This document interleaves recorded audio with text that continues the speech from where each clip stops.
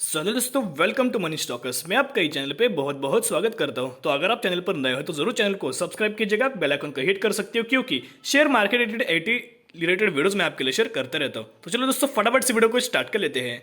तो दोस्तों, आज की इस वीडियो में हम बात करने वाले दो कंपनी के बारे में। तो कौन कौन से कंपनी के बारे में आपके साथ शेयर करना चाहूंगा। पहले हम बात करेंगे टाटा पावर के बारे में, क्योंकि बहुत बड़े हमें खबरें देखने को मिल रही है। और जो दूसरी कंपनी हम बात करेंगे एफएल के बारे में। तो दोनों कंपनी बहुत अच्छे फ्यूचर की सब सोचे, लॉन्ग टर्म की सब सोचे। कंपनी का बिजनेस बहुत ज्यादा ब्राइट है और कंपनी का जो फ्यूचर है वो भी दोस्तों मुझे ब्राइट देखने को मिल रहा है। तो कौन कौन से न्यूज निकल के आ रहे, क्या अपडेट्स निकल के, सारे दोस्तों जो आपके पास डाउट्स होंगे इसी वीडियो में आपके साथ कवर अप करना चाहूंगा। तो चलिए हम स्टार्ट कर देते हैं टाटा पावर से। तो दोस्तों, टाटा पावर की अगर बात की तो इसका जो आरएस इंडेक्स पहले 80 से भी ऊपर हमें देखने को मिला था। कंपनी हाईली ओवरबॉट जोन के आसपास हमें देखने को मिली थी। अभी इसका आरएस इंडेक्स क्या निकल के आ रहा है, क्या करंट पॉइंट, क्या हमें कंपनी को बाइंग करना चाहिए, क्या कंपनी में हमें कंसोलिडेशन फेज देखने को मिल सकता है, क्या कंपनी में हमें गिरावट देखने को मिल सकती है, सभी चीजें दोस्तों आपके साथ शेयर करना चाहूंगा। और कौन से लेवल पर आपको कंपनी को बाइंग करके चलना चाहिए। अभी देखिएगा, टाटा पावर की अगर बात की तो 8 अक्टूबर का इनका जो परफॉर्मेंस था, लगभग कोई आपको फ्लैट परफॉर्मेंस देखने को मिला। कोई आपको कंपनी में तेजी भी देखने को नहीं मिली, या फिर कंपनी में आपको कुछ भी यार तेजी बीजी कोई देखने को नहीं मिली।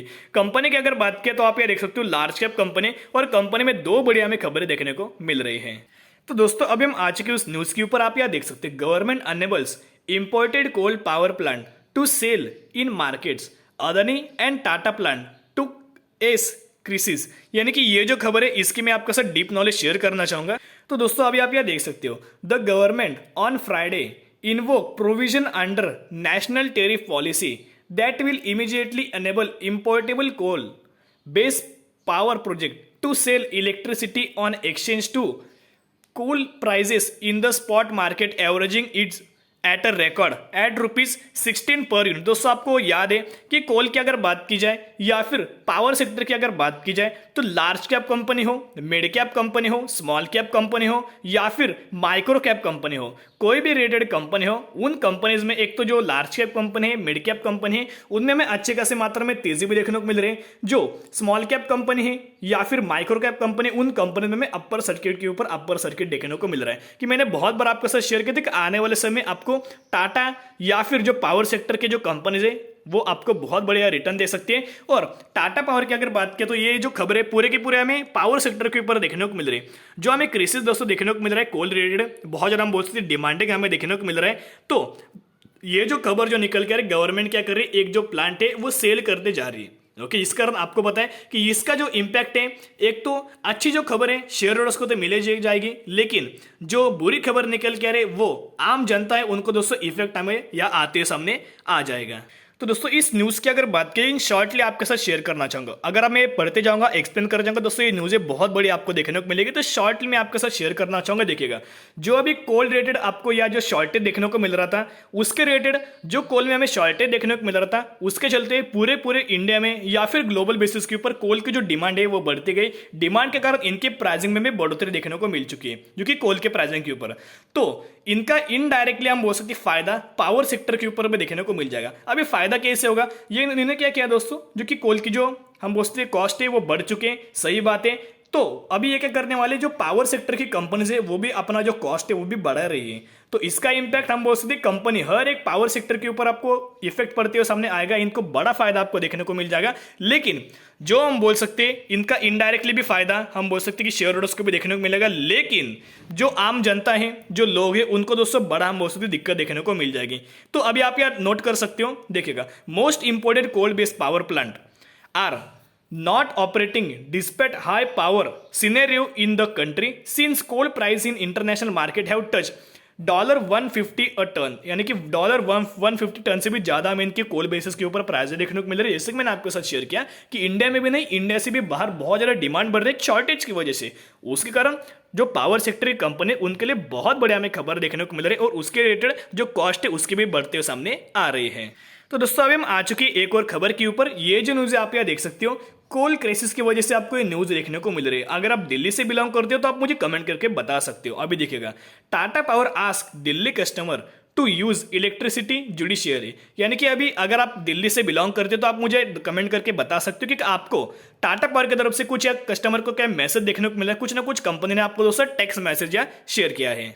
तो अभी ये जो टेक्स्ट मैसेज उन्होंने किस रेटेड आपको शेयर किया है हम दोस्तों जान लेते हैं। देखिएगा, coal shortage across the country has lead to reduce power generation and Delhi might go through intermittent rotational lead load shedding in coming days. यानी कि जो दिल्ली से दोस्तों जो बिलोंग करते हैं उनके रिलेटेड या लोड शेडिंग की तरफ से हम बहुत बड़ी खबर निकल के आ रहे हैं। तो अभी लोड शेडिंग होती क्या है, कुछ समय के लिए कुछ घंटों के लिए ये क्या करने वाले, आपको जो पावर है जो घर में आते हैं वो कट ऑफ करने वाले। कट ऑफ करने वाले यानी कि आपको दोस्त इलेक्ट्रिसिटी उस समय आप ये यूज नहीं कर सकते। आप कोई भी या चार्जिंग रिलेटेड हो या फिर घर में कोई भी आप इलेक्ट्रिसिटी दोस्तों यूज नहीं कर सकते, उनको हम बोल सकते हैं लोड शेडिंग।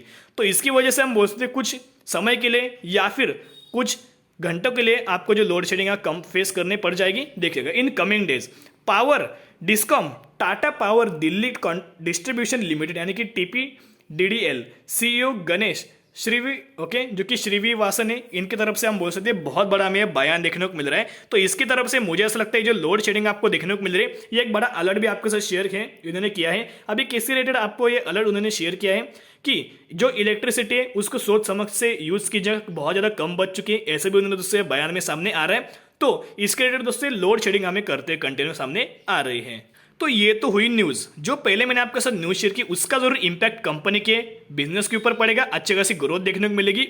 सिमिलरली इसका फायदा इनडायरेक्टली डायरेक्टली शेयर होल्डर्स को भी देखने को मिल जाएगा। लेकिन जो दिक्कत देखने को मिलने वाली, जो आम जनता को दोस्तों देखने को मिलने वाली, तो हम आ चुके टाटा पावर के टेक्निकल चार्ट पैटर्न के ऊपर। अब देखिएगा, कंपनी का जो RSI इंडेक्स है 78.28 के आसपास देखने को मिल रहा है। पहले हाईली ओवरबॉर्ड में कि 80 से भी ऊपर हमें जाते सामने आया था। अभी लगभग 3 दिनों से कंपनी में आप यहाँ देख सकते हो ओके स्लाइटली करेक्शन या फिर कंसोलिडेशन देखने को मिल रहा है। तो जिसकी वजह से कंपनी का जो RSI इंडेक्स है नीचे नीचे आ रहा है, लेकिन अभी भी कंपनी ओवरबॉर्ड जोन में दोस्तों देखने को मिल रही है। ये जो मैंने बहुत बार आपके साथ शेयर किया था, 120 के भी आसपास शेयर किया था, 130 के भी आसपास शेयर किया था, और आज भी मैं आपके साथ शेयर करना चाहूंगा। कंपनी बहुत अच्छी पावर सेक्टर से अगर आप यहाँ निवेश करना चाहते हो तो टाटा पावर सबसे बेस्ट कंपनी लॉन्ग टर्म के हिसाब से, और शॉर्ट टर्म में इसका जो टारगेट है लगभग 250 के आसपास दिया है। लेकिन लॉन्ग टर्म के हिसाब सोचे तो मुझे ऐसा लगता है ये कंपनी 4 डिजिट के भी क्रॉस करके आगे बढ़ सकती है। 4 डिजिट यानी कि लगभग 1000 रुपए के भी ऊपर कंपनी दोस्तों या तोड़ के निकल सकती है। लेकिन सिर्फ आपको लॉन्ग टर्म बेसिस के ऊपर कंपनी में निवेश करके छोड़ देना चाहिए।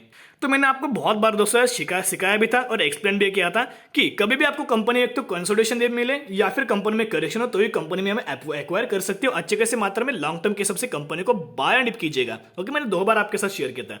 बहुत सारे लोग क्या करते हैं कि जब कंपनी में तेजी आती है तब कंपनी में निवेश करते हैं, ऐसी गलती मत कीजिएगा। अभी जो फिलहाल में कंपनी चल रही है लगभग 177 के आसपास कंपनी चल रही है। ओके, तो अभी आपको कौन सी प्राइसेस के ऊपर कंपनी को बाइंग करना चाहिए, नोट ध्यान से यार नोट कीजिएगा।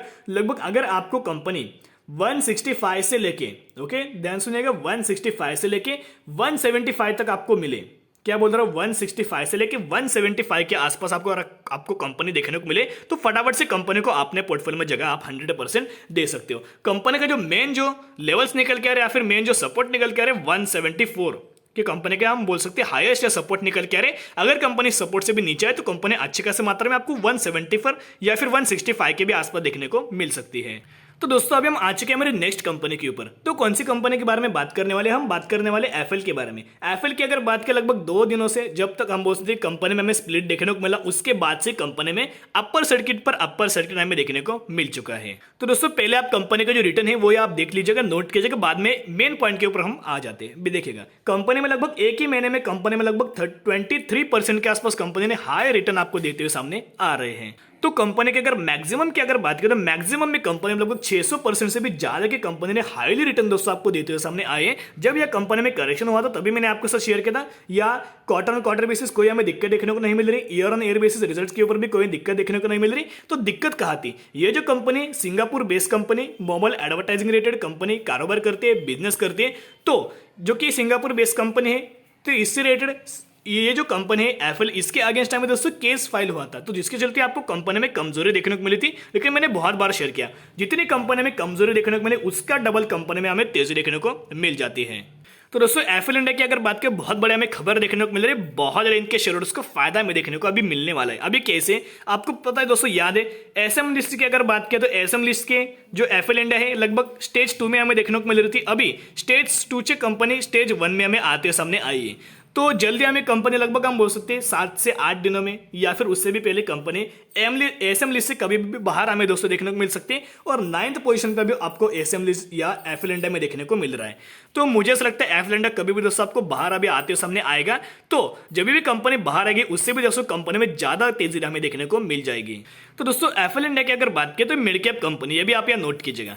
तो लगभग ये कहा मैं बहुत दोस्तों इंपॉर्टेंट चीज आपके साथ शेयर करना चाहूंगा। इसका जो आरओसी की अगर बात करें 39% के आसपास देखने को मिल रहा है, यानी कि रिटर्न ऑन कैपिटल एम्प्लॉयड, यानी कि ये इसका मीनिंग भी आपके साथ शेयर करना चाहूंगा। लोगों को पता है कि आरओसी है, ये आरओई है, लेकिन इसका मीनिंग क्या है? ओके, ये भी इंपॉर्टेंट होना चाहिए। ये आरओसी होता क्या है देखिएगा। आरओसी मतलब जो कंपनी का जो मैनेजमेंट है वो कंपनी में जो भी रेवेन्यूज होता है जनरेट, जो भी नेट प्रॉफिट जनरेट होता है, वो पैसा क्या कंपनी अपने बिजनेस डेवलप करने के लिए लगाती है या फिर नहीं लगाती। इसका मतलब हम बोल सकते हैं आरओसी, यानी कि कंपनी अगर वो पैसा ठीक ठाक से अगर कंपनी का फ्यूचर बिजनेस के हिसाब से अगर यूज कर रहे तो वो कंपनी का हमें आरओसी हाई हमें देखने को मिल जाता है, यानी कि कंपनी बहुत अच्छी फ्यूचर में बहुत बड़े आपको कंपनी में रिटर्न देखने को मिल पाएगी। तो इस कंपनी का आरओसी भी बहुत शानदार तरीके से देखने को मिल रहा है और रिटर्न ऑन एम्प्लॉय भी हमें रिटर्न ऑन इक्विटी भी अच्छी खासी मात्रा में देखने को मिल रहा है, ऑलमोस्ट 46 के आसपास देखने को मिल रहा है। तो दोस्तों एफएल इंडिया की अगर बात करें, जो भी आप फ्रेश बाइंग करना चाहते हो तो अभी कंपनी के ऊपर सर्किट लग चुका है, तो हो सके तो मंडे के दिन हमें देख सकते हैं। लेकिन आपको अभी कंपनी में वेट एंड वॉच करना चाहिए। मैं लगभग बहुत बार आपके साथ शेयर किया, वेट एंड वॉच कंपनी में कीजिएगा। कंपनी जब ओवरबॉट जोन से नीचे आएगी तभी कंपनी में एंट्री कीजिएगा। अभी कंपनी एक तो आपको कंसोलिडेशन फेज में देखने को मिल सकती है या फिर कंपनी में आपको करेक्शन में दोस्तों अभी देखने को मिल सकता है।